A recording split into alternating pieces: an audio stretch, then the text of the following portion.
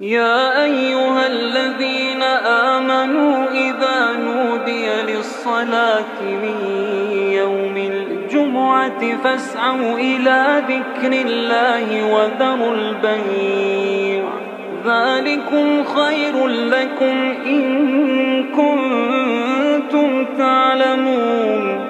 فإذا قضيت الصلاة فانتشروا في الأرض وابتغوا من فضل الله